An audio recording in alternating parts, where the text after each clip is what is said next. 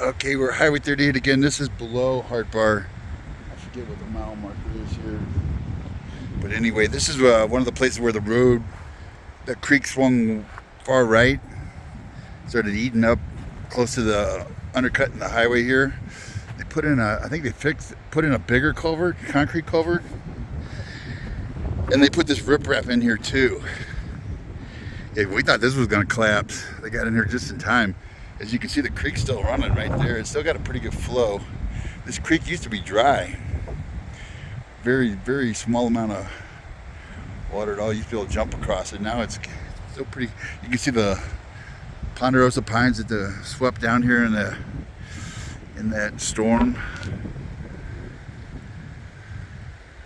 Hurricane Hilary, which turned into a tropical storm, Hilary. But this is, thank you, Caltrans. And they look like they took some concrete, like up above where the big collapse was. I just filmed that. They took some concrete to kind of keep that riprap in place.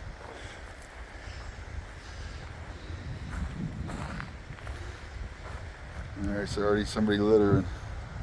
I'll get my thing and grab that. See how they put in these concrete, like square culverts? That's it from up here.